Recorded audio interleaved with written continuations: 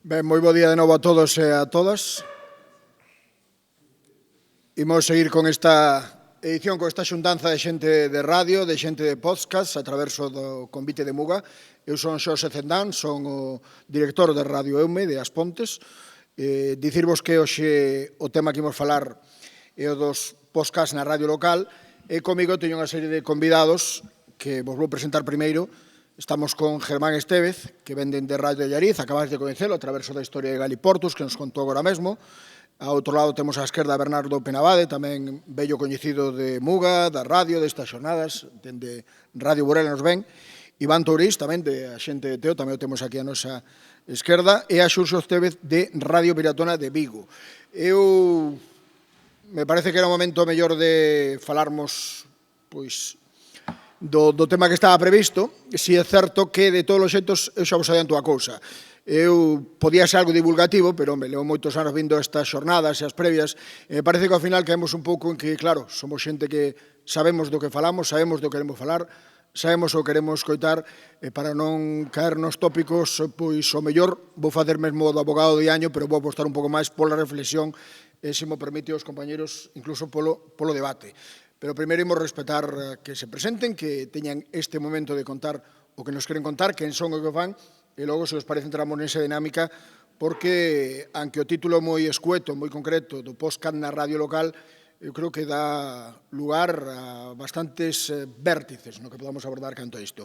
Comezamos, se os parece, ademais, por Xurxo, porque prefería erguerse para facer a exposición, por tanto, cemo o micrófono, como prefires, Xurxo. Erguer, temos ali micro. Aquí mesmo. Sí? Bueno, eu son un pouco unha ovella negra aquí porque a Radio Piratona é unha radio libre, non é a radio municipal. Eu comecei aquí en Radio Fene e tal, nos primeiros programas, en Fene en Jazz, aí con Lalo, que está aquí presente, e Ricardo Sandoval. E despois en Vigo montamos unha emisora libre, Radio Piratona.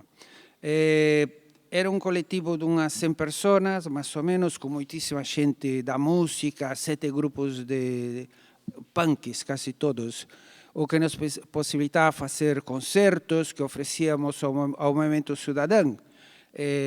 Nós poñamos todo e o movimento poña a consigna, digamos. Reivindicábamos desde a restauración dunha ponte romana hasta, en fin, era un pouco surrealista, todos aqueles punkies reivindicando unha ponte romana que arreglaran. Bueno,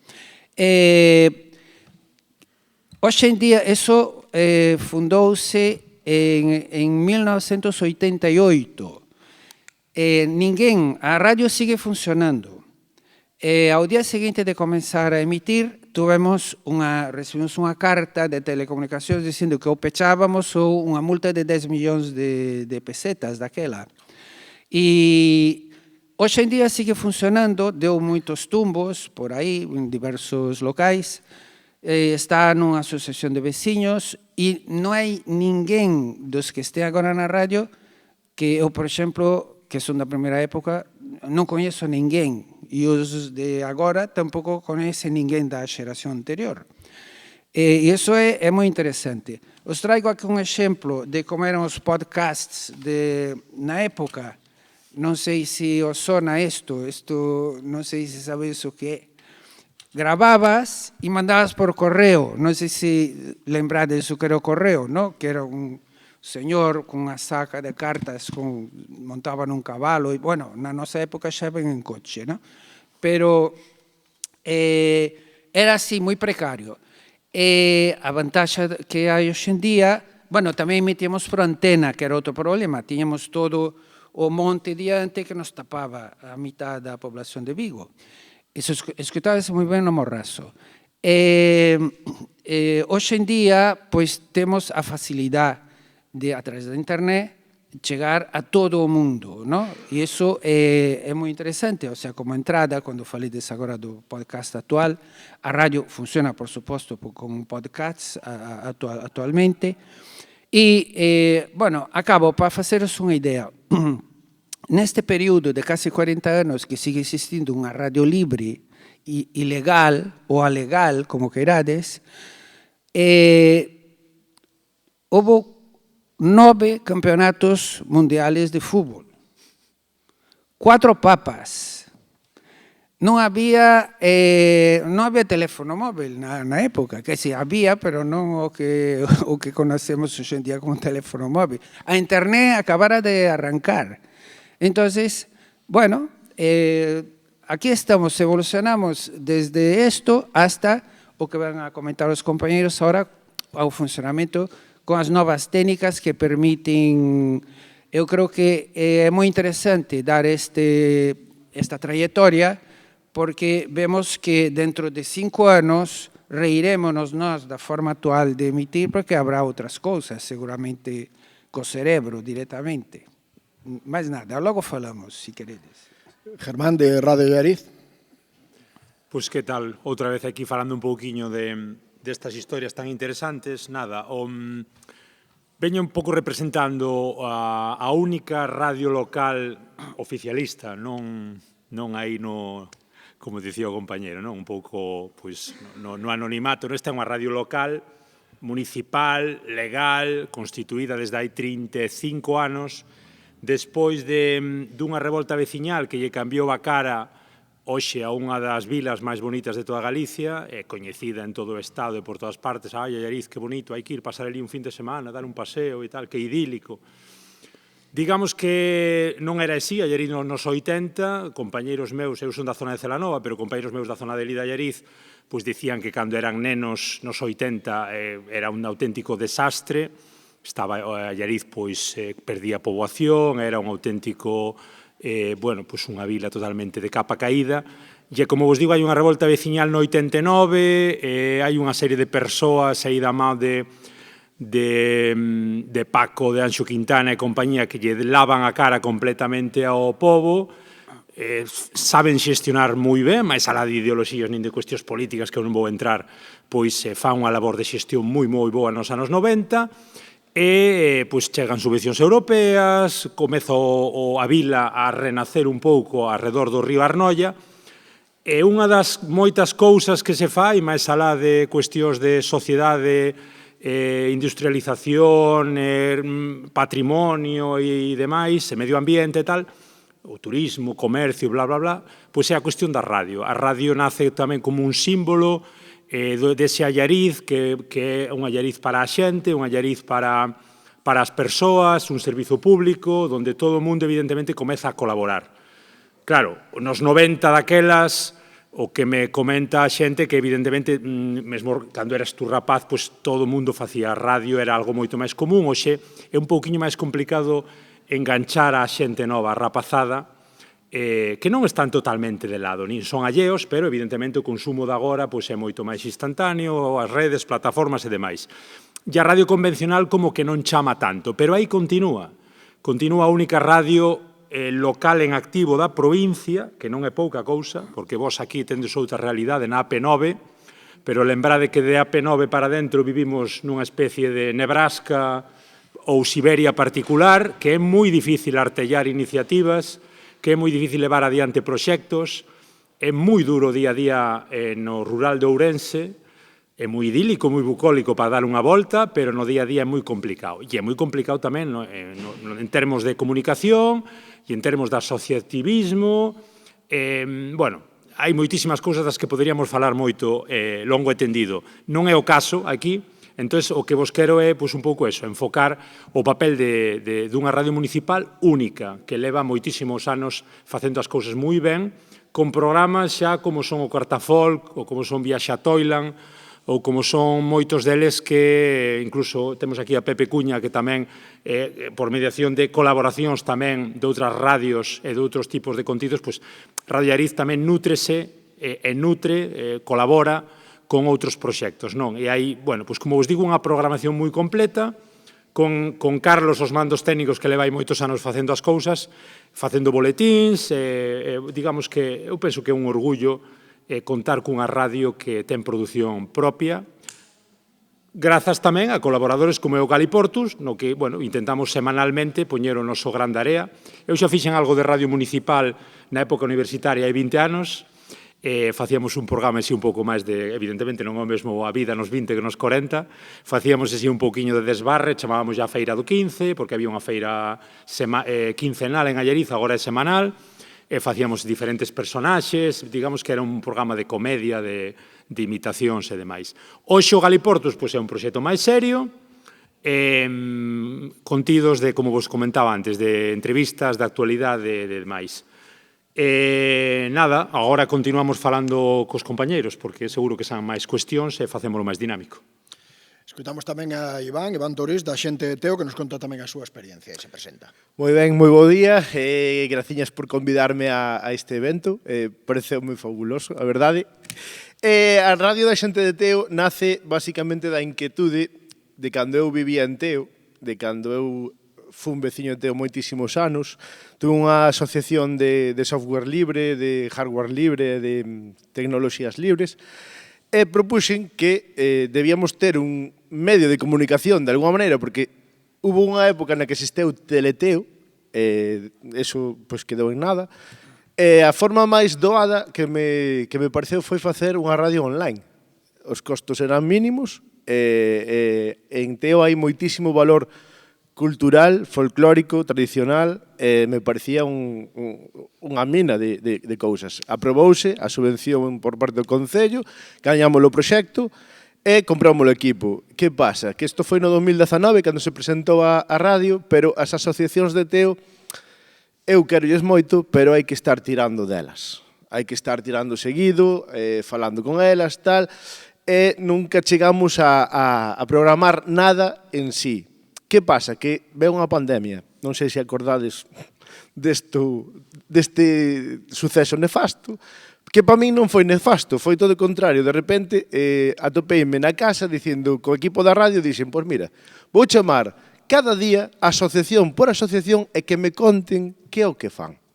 E aí naceu En Estado de Emerxencia, que foi, digamos, o meu primeiro podcast serio, porque tiña outro que chamaba Routadas, que comezara para falar con mulleres da música galega. Se faláramos con Xana Lastra, Pati Castro, as Tanxugueiras, MJ Pérez, pero o de En Estado de Emerxencia foi algo máis, non? E aí foi cando dixen, bueno, pois mira, a Radio da Xente de Teo vai ter unha programación, vai ter este programa, e vamos ter algo que xa lle gustaría a Radio Galega, sempre presumo disto, nós temos música única, exclusivamente, non temos nada en contra con Bad Bunny nin Shakira, pero nós temos música feita por artistas galegos e galegas. Cante en castelán, galego, portugués ou inglés. Solo temos música feita aquí. Entón, durante a programación da radio, cando non hai programas, a música é de aquí. Tamén teño que agradecer que despois, cando empezamos xa, despois da pandemia, a nova realidade, que é o programa Bandeira, que eu encabezo, está aí Nair tamén, que é a compañeira, que lle dou vida ao programa, que xente viñera a cara á radio a raíz de que nos nominaron finalistas dos Premios Martín Codas 2022, que eso para min foi como, e isto? Estuvemos aí, puxos en contacto Bernardo comigo, puxos en contacto Pepe Cuña comigo, e podo dicir que na Radio da Xente Teo Ábrete de orellas, Proxecto Neo e Grandes Voces do Noso Mundo emiten diariamente na radio.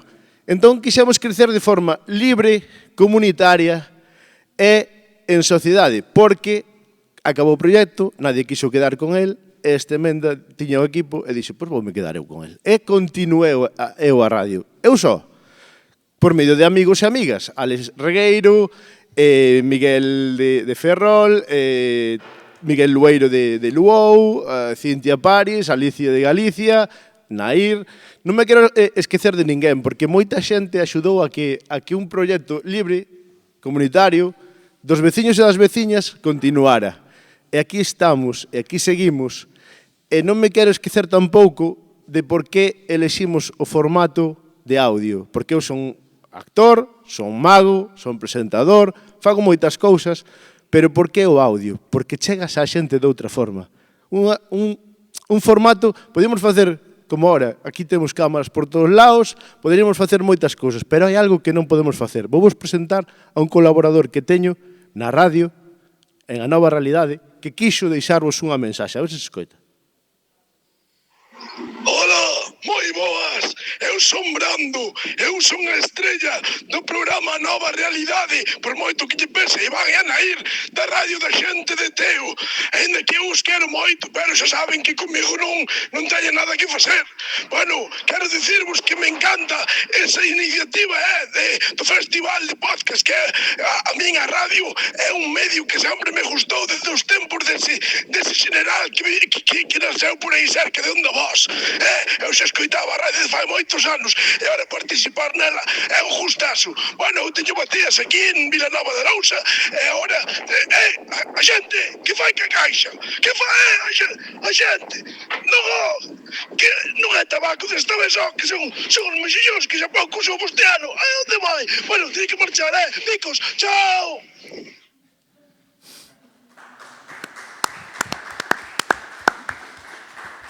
Brandon non podería aparecer nun podcast. É a esencia da radio, ese misterio, ese poder transmitir sentimentos, humor. A radio da xente de Teo faise en Ames, gravase en Ames, emítese en Ames, pero é un proxecto que vai vivir o tempo que viva, pero sobre todo vai vivir de forma independiente e de forma donde a xente que queira participar dela se vai sentir como na casa.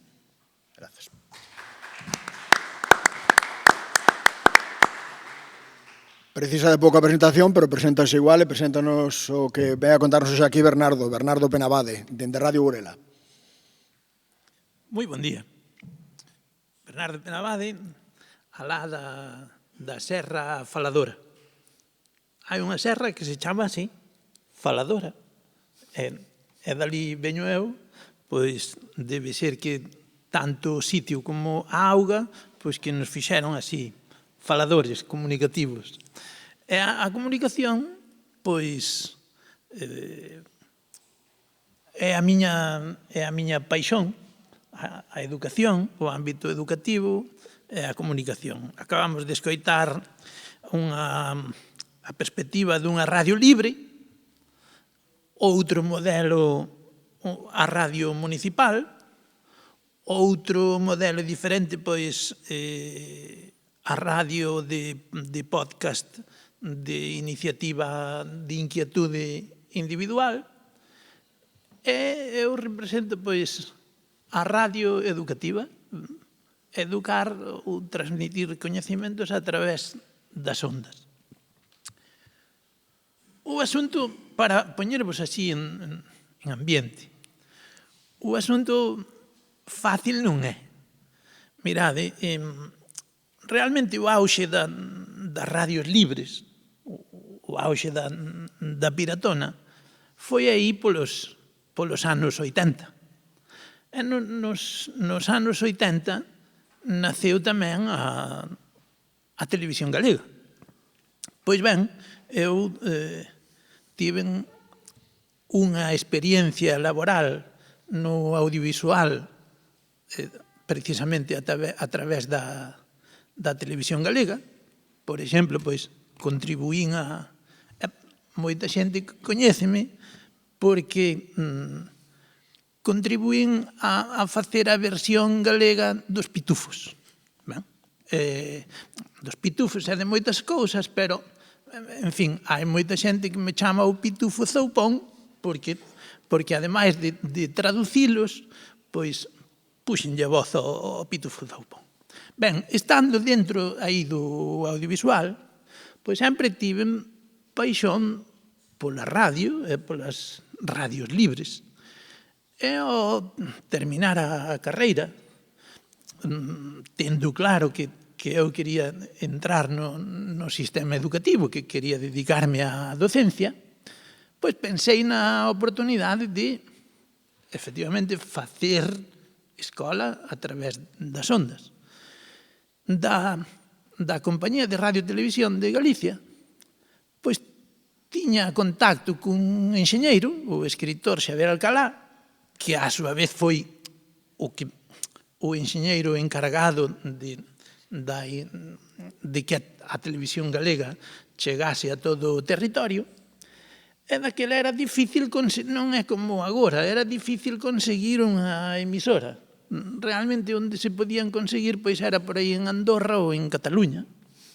E ben, conseguimos, a través do Xavier Alcalá, conseguimos unha emisora que veu de Cataluña, e nese momento pois eu xa era profesor no instituto en que estudei, no instituto en que 6 anos atrás era estudante, o Instituto de Ortigueira. Moi ben, que ben estaba, non? Retornar aí ao instituto, facer así unha escola de comunicación desde a base, todo iso moi ben. Pero xa podedes imaginar que non todo o mundo ten esa ilusión. Entón, veu a emisora,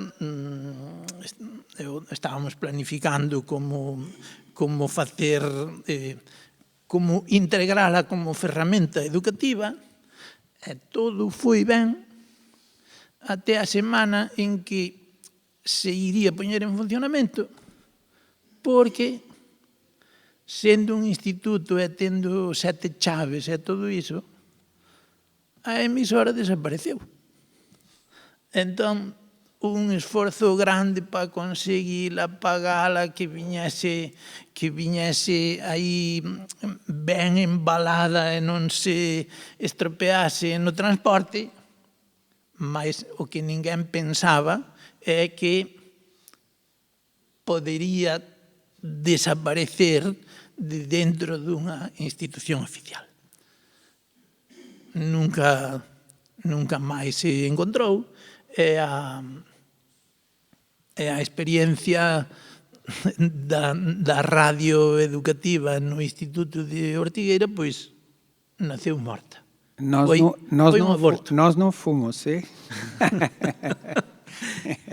Entón, pois, en fin, iso fixo que como proxecto, que ese proxecto de 1990 se chegase a levar á práctica a través das emisoras municipais galegas, a través da EMUGA, en Radio Burela, o 4 de xaneiro de 2012. Moitas destas cousas da radio educativa, poñovos aí tarefas, e con isto acabo a primeira intervención, pois a tarefa é que tedes que conseguir o último exemplar da Revista Galega de Educación. No último exemplar da Revista Galega de Educación hai un especial, unha publicación especial, sobre as radios, sobre estas radios das que estamos falando. Filispín, Piratona, Ponte nas Ondas, Xente de Teo, en fin. Por tanto, ese dossier para isto que estamos agora desenvolvendo aquí é fundamental porque xa está redactado, publicado e en cómodo acceso. Ben, pois creo que como presentación xa chegou. Para unha segunda ronda, aquí estou. Pois aquí estamos para falar de realidades semellantes, distintas, é certo, diferentes propostas, pero todas no mesmo sentido. Estamos a falar do valor do poder, da proximidade, do cercano, das radios, xa sexa unha radio municipal, xa sexa unha radio libre, xa sexa unha radio educativa, xa sexa unha radio digital. Eu dicirvos que recordo un profesor que tiña eu que cando éramos moi pequeniños e nos viñan con aquelas historias de o mundo vais a acabar, vai vir un meteorito, cada X tempo había un día un profesor díxonos, non os preocupedes, eu xa sobrevivín a 5 ou 6 fins do mundo. Pois a min coa radio pásame igual. Dende que facíamos aquelas primeiras jornadas de Muga en Oleiros, en Arzúa, en Allariz, cando empezábamos, a radio sempre se iba a acabar. A radio sempre viñan cousas novas, nós estábamos obsoletos, e aquí estamos. E agora resulta que falamos de podcast como a grande novidade. Pois eu diríamos que hai 37 anos en Radio M xa tiñamos podcast. O que pasa é que chamaban colaboradores. Pero ao final o mesmo. Estamos falando de que a xente quere contar cousas do próximo, quere contar cousas dentro real, e o mellor é certo que un rapaz ou unha rapaza novos non ven a radio como lugar no que proxectarse, é certo. Pero se ti ofreces a radio, e non sei o que opinades vos, foi a miña experiencia dende pois, o que facemos en As Pontes, que toda esa xente que nun principio nunca tería chamado a radio, se ti ofreces a radio, se atopa con que aquilo que facía moi particularmente para un segmento, para un público, para unha xente, de pronto se abre a outra xente. É certo tamén que, polo outro lado, xa vos dixen que a facer de abogado de año, temos a outra pata do banco. Estamos falando de que o tipo de xente que é habitual da miña radio, o mellor non estaba feito ao podcast. E a xente do podcast non estaba feita a chegarse á radio. Sin embargo, eu opino que aí confluíron as dúas realidades. Non sei que opinades vos. Me da igual que o digas en cassette, que o digas en podcast, que o digas chamando por teléfono como facíamos. O caso que necesitas, para ser próxima, ter as voces desa xente, darlle unha saída. Claro, digamos que o podcast non deixa de ser unha radio á carta. Tamén había, hai uns anos, cando comenzaban o tema das plataformas, moita xente contraria a isto de ver a tele enlatada, e agora, pois xa sabedes, que aquí todos co seu Netflix e coas súas plataformas de contidos á carta, eu quero isto, eu quero aquilo. É un problema, porque ao final tamén o algoritmo traballa para que tú acabes vendo segundo os teus gustos ou supostos gustos, e eu creo que despois aí faltache moito espectro e moita cousa por coñecer, porque te acabas ancorando, esquinando cara a algo concreto, mas o podcast é justamente o que comentas, é dicir, é un nicho moi concreto, mas universalizado. Claro, antes víamolo neses 80, 90 con colaboradores, como aínda sigue existindo na radio local, e agora, pois, ven calquera, facendo ese traballo de pequeno colaborador, de pequeno programa ennichado, e eu quero falar, pois, de, eu que sei, das bandeiras do mundo.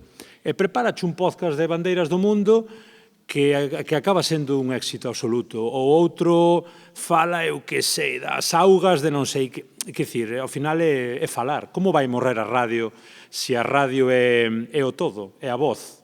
É o único medio que che permite facer máis cousas á vez. Neste mundo da multitarefa é un triunfo absoluto, porque a xente aproveita para escoitar xa non o que che bota a radio, porque moita xente eu creo que tamén quedou moi cansa da publicidade. E o podcast permíteche pois, ter ese media horiña de transporte, o coche, os autobuses, estou facendo tarefas na casa, vou facer deporte, entón é un éxito absoluto. Hai un nicho que vai crecendo ano tras ano e que eu penso que vai continuar a segmentar e a aproveitar diferentes aspectos da cuestión porque sí, o podcast veu para quedarse e a radio continúa como o paraugas de todo. Pero ao final Xurxo o que está facendo é radio. Non dendo estudo, pero sigue sendo radio, nada cambiou. Cambia mellor o contedor. Sí, como di el, o podcast chegou para quedarse 3 ou 4 anos, porque dentro de nada falarase de outro rollo diferente, ¿no? Eso, a ver, a miña intervención foi un pouco así de abuelo anterior, ¿no?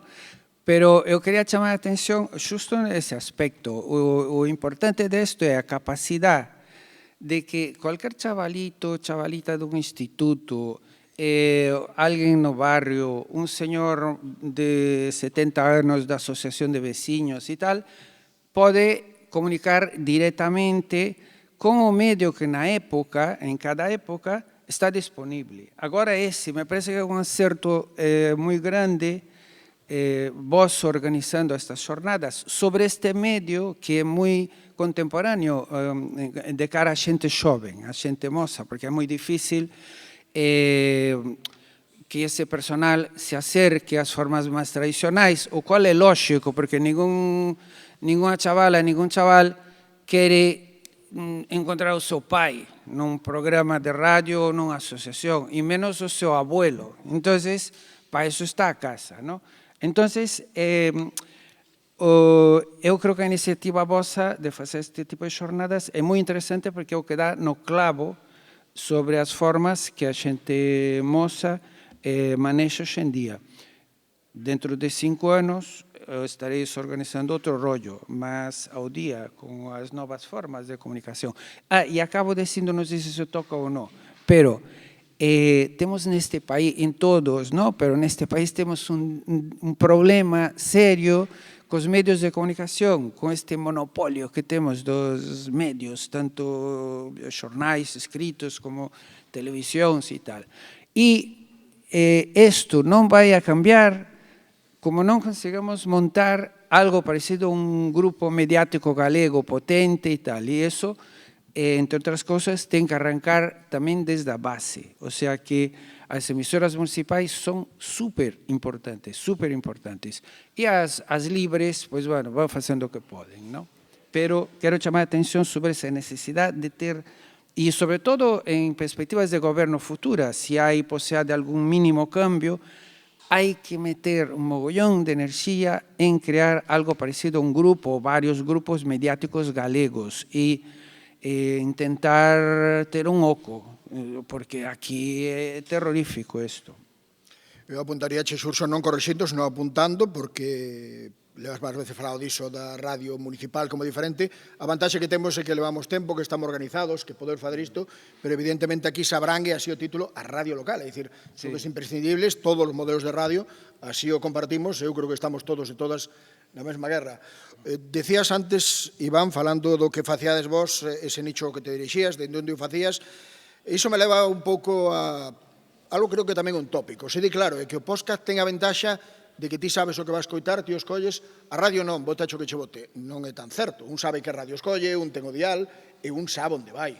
E sabe en que momento vai escoitar, hai grellas de programación. Co cal, aí outra vez creo que volvemos a coincidir. Non estamos tan longe o podcast da radio tradicional. Non estamos tan longe e, ademais, eu creo que a radio tradicional é moi capaz de nutrirse do podcast. Por que?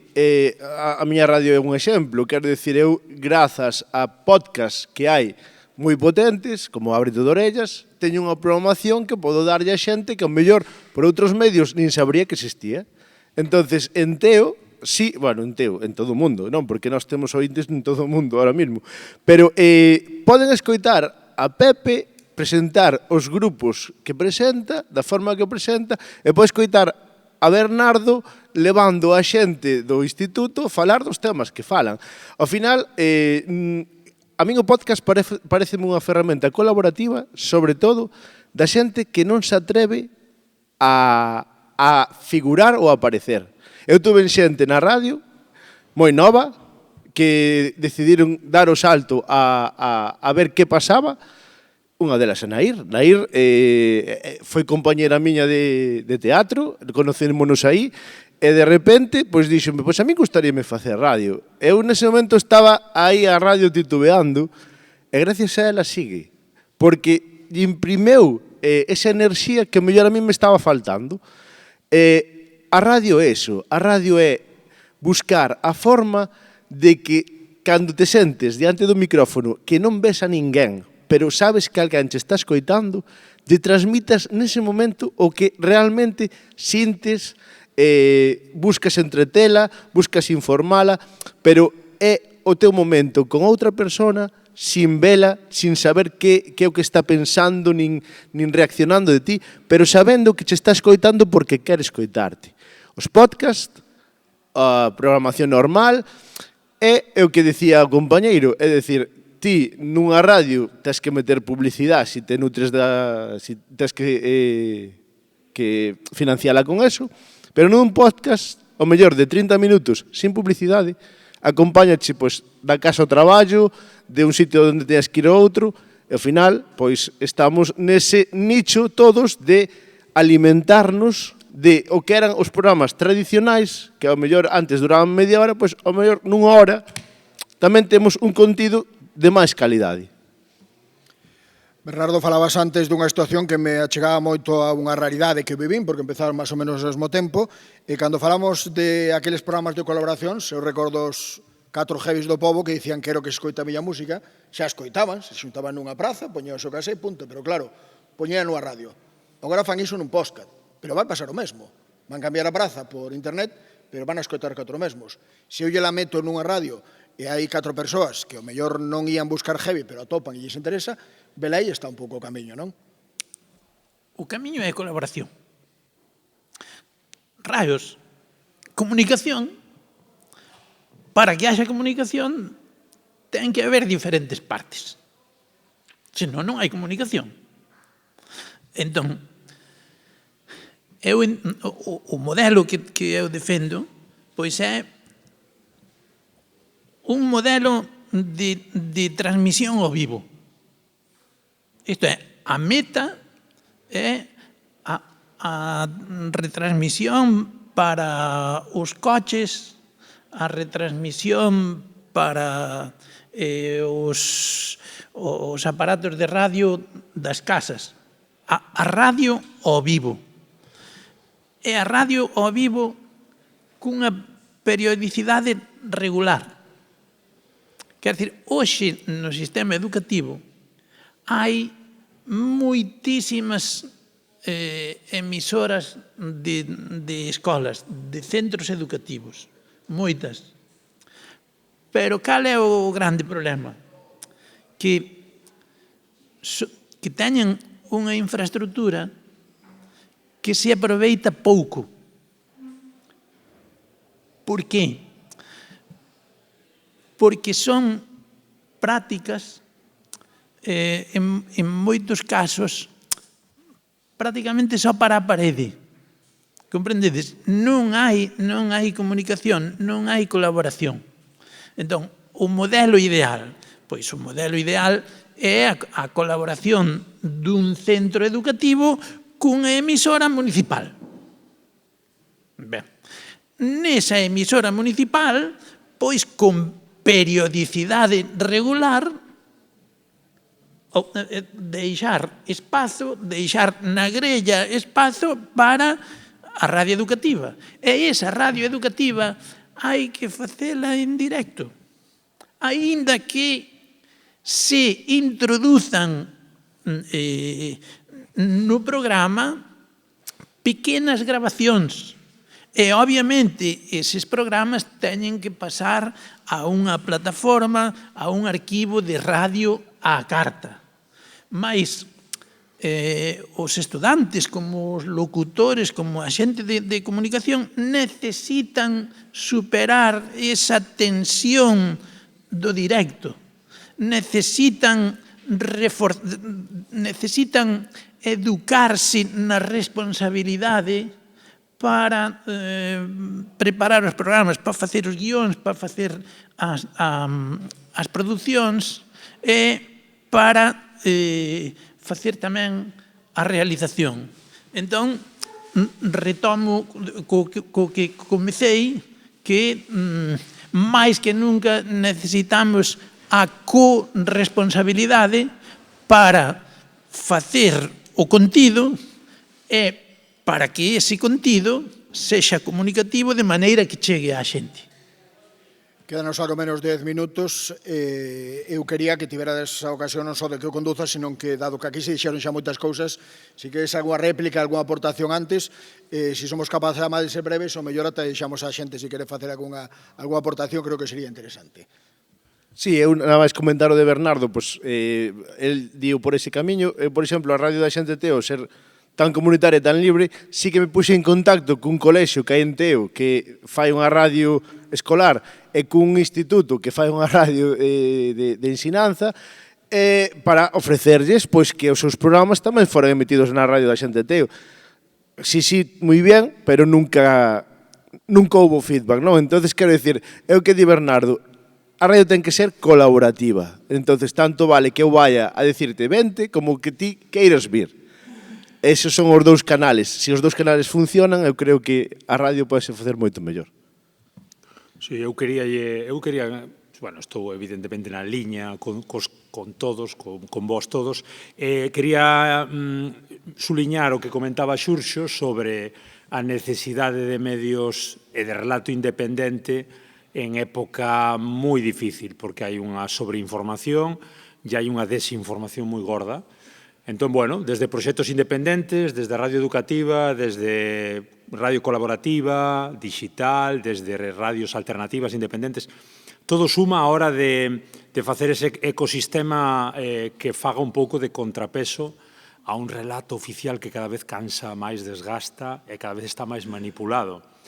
Digamos que en comunicación, os estudiosos da comunicación din que o ideal, claro, despois do ideal da teoría á práctica hai bastante, non? Pero a teoría dinos que os medios deberían ser 33% públicos, 33% privados, que eu non nego que teña que haber medios privados, que tamén busquen a rendabilidade, e 33% medios asociativos, que non están no tableiro, que están a un lado, están completamente escondidos e viven aí como na clandestinidade. Vivimos un pouco aí como neste tipo de encontros, que ven, que bonitos somos, que maravillosos, que é verdad que o somos, pero que non estamos no tableiro, na confrontación real, na cuestión mediática, e deberíamos estar. Entonces, claro, cada vez hai máis medios privados, 70, 65, 80, non sei cal é a cuota, o share nin o non share, cal é a cuota de mercado, cada vez se orienta máis todo cara a medios privados que buscan única e exclusivamente o clickbait, que buscan a resposta inmediata, que buscan o consumo voraz sin profundizar. Cada vez as reportaxes son menos reportaxe, cada vez as investigacións xornalísticas son máis pequenas, máis limitadas, cada vez hai menos fondos. Bueno, unha crise gordísima do sistema do xornalismo. Entón, pois, debería estar, como vos digo, todo moi ben segmentado, 33, 33, 33, para que tuviéramos unha democracia medianamente digna e plena. Eu quería complementar esta intervención con bueno, teño unha experiencia, veño de vivir moitos anos no Mediterráneo, e, bueno, non no mar, en terra, no? Pero, e ali puxemos en marcha nunha asociación moi potente unha web TV, no? Que ven a ser pois, un funcionamento de podcasts colgados, tiñamos centos combinaban, casi todo era con imaxe, pero tamén había cosas solo con son e outras formas, no? E eu creo que é algo tamén moi atractivo, que é moi cercano ao noso campo. Igual vir falar deste rollo aquí en un marco de radio é un pouco un sacrilexo, pero creo que o tema das web TV tamén é bastante interesante e había que potenciar eso e falar tamén desa cuestión. Ben, quédanos algo menos de 10 minutos. De calquera xeito, dicía na presentación que íamos fuxir un pouco da divulgación, que se queríamos, sobre todo, a reflexión e o debate. Creo que a reflexión foi e está sendo do máis interesante, con aportacións, con ideas, pero para o debate un pouco éramos casi como a galega, todos estando de acordo no mesmo, así que, se vos parece, se alguén ten algo que aportar, que preguntar, estaríamos encantados, ou calquera reflexión sobre o que dixemos, non sei se técnicamente o mellor para os compañeros das cámaras non é máis axitado, pero se queréis introducir algún tema, encantados de aproveitar estes minutos. Gustaríamos darvos voz. Alguén quere aportar algo, dicir algo? Sí, coméntanos, por favor.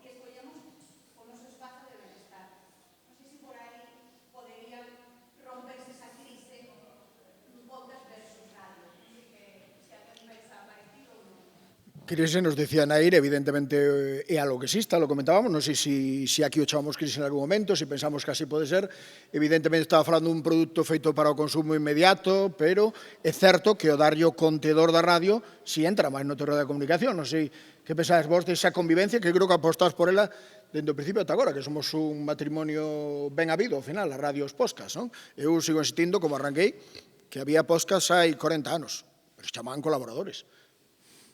Non sei, queres comentarlle? Eu non creo que vai haber unha sustitución. Eu creo que son dúas dimensións que se complementan e justamente nesa dirección hai que continuar camiñando. Sí, é un modelo totalmente diferente, ni mellor nin peor. Eu creo que ten máis cousas boas que malas, porque sempre tendemos a pensar que o de atrás esa especie de morriña non existencial, de é que na miña época... Mira, nos 90, cando eu era pequeno, había 4 cousas para escoitar. Hoxe hai moitísima diversidade, chégase a todo. Non sei, proxectos como ven agora a falarvos Nuria tamén do seu podcast da memoria do 36, é dicir, hai proxectos super interesantes que serían impensables nos medios xornalistas hai 25 ou 30 anos. Non se chegaba. Se che gusta o fútbol, pois hoxe hai 1000 maneiras de ver a historia do fútbol, o mundial que está agora de moda desde unha perspectiva máis crítica, contra información de todos os accesos aos idiomas. Si queres aprender alemán, si queres aprender italiano, si queres aprender ruso, si queres aprender de xeopolítica, si queres todos os movimentos feministas, é dicir, hai un ecosistema moi difícil. A mí o que me cansa especialmente, non sei se son así medio hiperactivo e teño así algún toque particular, cánsame moito a cuestión de o que dis da productividade, que é certo que esta cousa de temos que producir sempre, e ao final acabas atrapado un pouco nese modelo, e tamén pasa ca radio, e pasa cos podcasts, e despois a cuestión de estar sempre buscando, e parece que nunca encontras o que queres. Como che gusta todo? Sabes, os que temos moitas inquedanzas, ao final, buscas, apeteces escoitar o Grandes Voces do Voso Mundo, éntrame. Apetéceme escoitar o Ábrete de Orellas, éntrame. Apetéceme, eu que sei, un catalán que non sei que ou un francés que non sei canto. E ao final non das feito, porque, claro, hai tantas cousas para escoitar, para ver e para atender que pétache a cabeza. Ese é o problema. Ahora, se che gustan 3 cousas como nos 90, claro, pois mellor daquela. Algún punto máis, fechamos, porque estamos de tempo, sí. Ao final isto é como a radio, cando estás facendo un programa e vais detrás da peixeira os compañeros xa preparados para entrar no seguinte, así que imos deixarse entrar. Moitas grazas a todos e a todas, a vos por participar desta mesa, que creo que ao final se resultou amena, instructiva, non sei se tan de debate. A vos por participar, por escoitarnos. Eu creo que quedamos coa impresión coa que arrancábamos, que ao final, case 40 anos depois, estamos igual. A radio segue aí e a radio serve para espallar ese interese particular, ese interese propio para o común. Falaba do poder do cercano, do poder do próximo, e a radio, a través do podcast, a través do nome que queráis poñer, eu creo que vai ser para iso, para que os nosos veciños e veciñas transmita as súas inquedanzas a través do que nos facemos, comunicar. Grazas, seguimos cunha interesantísima poñencia agora.